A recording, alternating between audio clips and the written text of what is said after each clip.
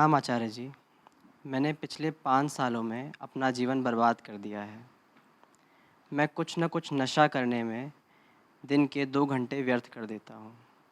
काम-धंधा भी कम हो गया है और विचारों में ही डूबा रहता हूँ और उनसे डरा रहता हूँ। मैंने बहुत कोशिश की बदलने की, मगर सारे प्रयास व्यर्थ गए। मन ने मुझे खूब नचाया और फँसाया है।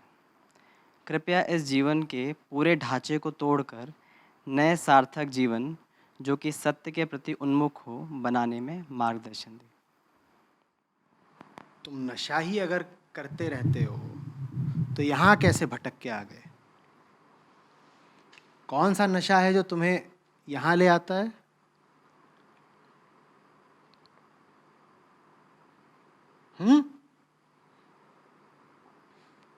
लाल, पीली, नारंगी कौन सी है जो जब चढ़ती है तो आदमी मेरे सामने आ जाता है?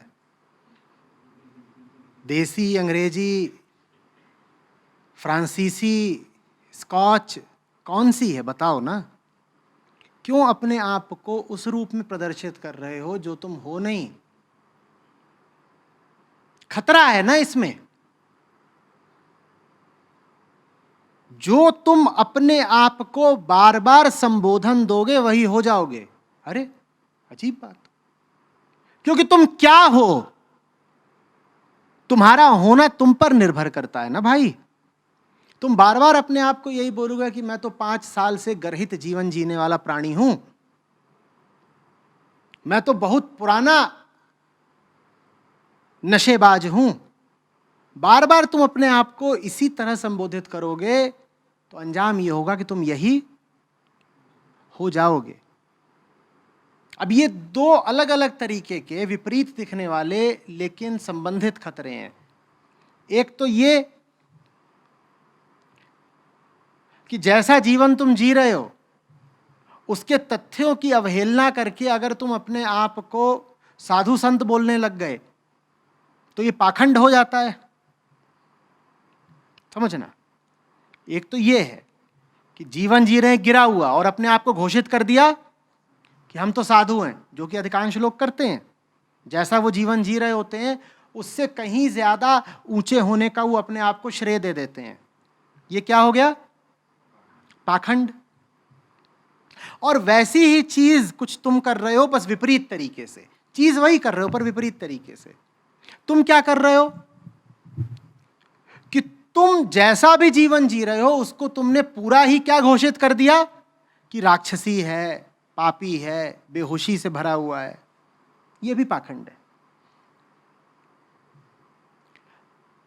जो अपने आप को साधु संत बोल रहा है उसके भीतर भी तो पाप और पिशाच बैठा है ना। उसे हक नहीं है कि वो घोषित कर दे कि वो तो अवतार है, कि एनलाइटेंड है। और जो अपने आप को कह रहा है कि मैं तो बिल्कुल ही नाली के कीड़े जैसा हूं, उसे भी अधिकार नहीं है कि वो अपने आप को नाली का कीड़ा घोषित कर ले, क्योंकि उसके भीतर भी क्या है? रोशनी मौजूद है, उसके भीतर भी सच्चाई मौजूद है। ये दोनों ही गलतियां हैं। दूसरे छोर वाली गलती मत करो भाई। मैं कह रहा हूं तुम्हारे भीतर अगर सच्चाई और रोशनी बिल्कुल ही मौजूद नहीं होते तो तुम आज यहां कैसे बैठे होते? बताओ। कौन सी मधुशाला है जहां हमारे पैम्फलेट बट रहे हैं? बताओ तो। जो शराब खाने का ही आदी हो यहां कभी नहीं पहुंच सकता। तुम्हारे भीतर कुछ और भी है ना जो तुम्हें यहां तक लेके आया है। उसकी बात करो। उसकी जितनी बात करोगे उतना बढ़ेगा। और सब में वो दोनों ही होते हैं, दोनों ही। जिसकी बात करोगे वैसे ही हो जाओगे। कोई कहोगे अजीब बात है, बस बात करने से हो जाएगा? हाँ जी, बात करने से हो जाएगा। बात करने का मतलब है उस पर ध्यान दिया। बात करने का मतलब है उस पर ध्यान दिया, नजर उस पर टिकाई। जिस पर नजर टिकाओगे वैसे ही हो जाओगे। तुम्हारे भीतर राम भी है, तुम्हारे भीतर काम भी है, पाप भी है, पुण्य भी है, अंधेरा भी है, रोशनी भी है, सब है तुम्हारे भीतर। जिसकी बात करने लग जाओ वैसे ही हो जाओगे। तो इस धंधे से भी सावधान रहिएगा कि कहना शुरू कर दिया कि मुझसे तो गिरा हुआ कोई है ही नहीं, मैं तो महानीच हूं। यह भी भीतर की माया की चाल होती है कि जब मैं इतना गिरा हुआ हूं और मैंने घोषित ही कर दिया कि मैं इतना गिरा हुआ हूं, तो अब मुझ पर कोई जिम्मेदारी नहीं रह गई सुधरने की। मैं तो एकदम ही बर्बाद हूं। थोड़ा बहुत ठीक होता तो फिर मुझ पर जिम्मेदारी आती कि कुछ करो, थोड़ा सुधरो, आगे बढ़ो। नहीं नहीं नहीं, मुझसे अब कोई आशा ना रखें आप लोग। देखिए, हम कुछ करने नहीं वाले, हम अब बिल्कुल तबाह हो चुके हैं।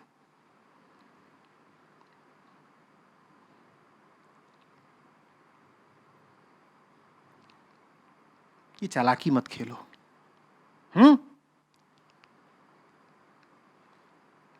तुम में श्रद्धा ना होती तो मेरी कड़वी बात कैसे झेल जाते। 3 दिन से यहां हो, पी रहे हो, फिर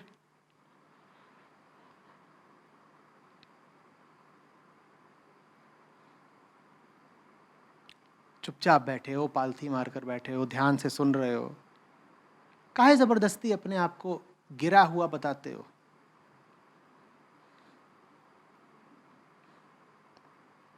कौन है जिसके अतीत में कुछ ना कुछ ऐसा नहीं है जिस पर उसे नाज हो ही नहीं सकता।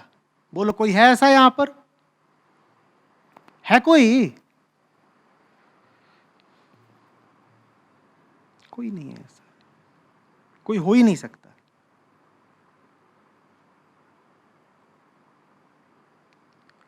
आगे बढ़ना तो जीवन भर की एक प्रक्रिया होती है, और अगर जीवन भर की प्रक्रिया है आगे बढ़ने की, तो इसका मतलब ही है कि कभी ना कभी तुम पीछे रहे होगे भाई।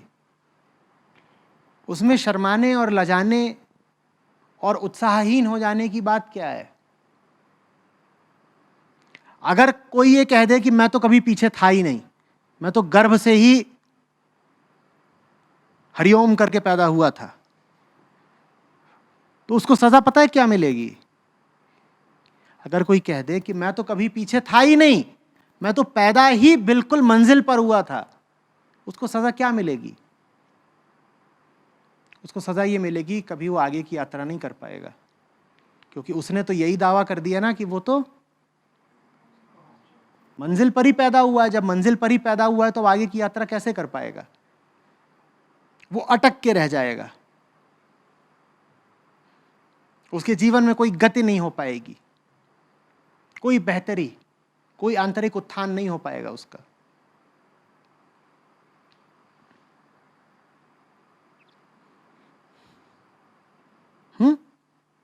तो जिस चीज के लिए तुम अपने आप को दोषी बता रहे हो, यहां तो मामला पलटा हुआ लगता है। हो सकता है वही बात तुम्हारा सद्गुण हो। तुम मान तो रहे हो ना कि तुम्हारे अतीत में बहुत कुछ ऐसा है जिसको पीछे छोड़ने की जरूरत है, मान रहे हो ना?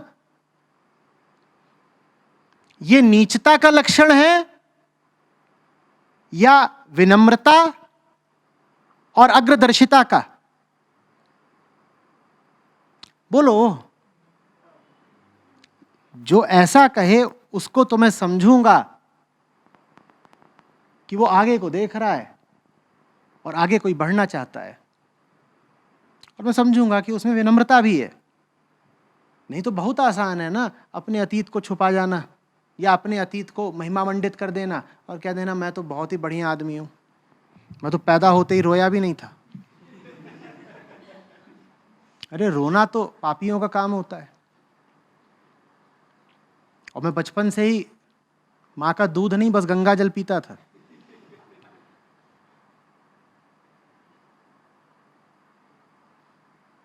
हम्म।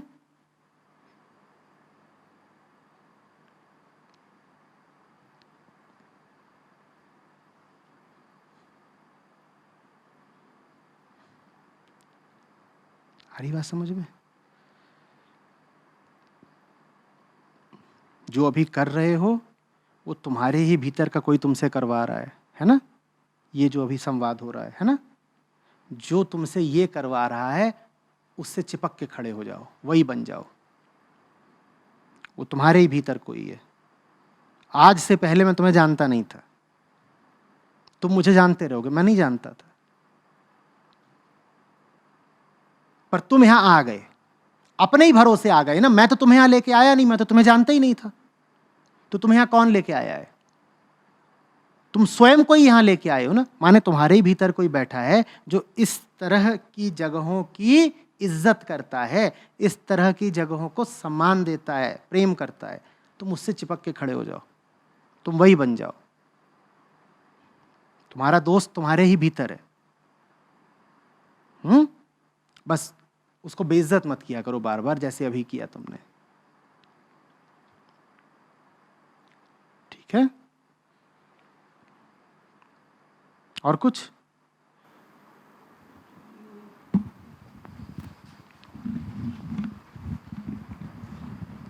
फ्यूचर का कभी कभी डर ज़्यादा लगता है। तो अच्छी बात है। जो कुछ भी तुमको सुधरने को मजबूर कर दे वो शुभ ही है ना। जो कुछ भी हो, क्या फर्क पड़ता है कौन सी चीज है जो तुम्हें सुधरने को मजबूर करती है। संतों ने बार बार मौत की याद दिलाई है, बार बार बोलते रहते हैं कि आ रहा है। कौन? भैंसे वाला। काहे बोला उन्होंने? भविष्य का ही तो डर दिखा रहे थे वो। भविष्य ना अच्छा है ना बुरा है, तुम उसका जो इस्तेमाल कर लो वैसा है। अगर तुम भविष्य की कल्पना कर करके अपने आज के जीवन को बर्बाद करते हो तो भविष्य की बात बहुत बुरी है। पर अगर आगे का ख्याल करके तुम अभी सचेत हो जाते हो तो आगे की बात बहुत शुभ है।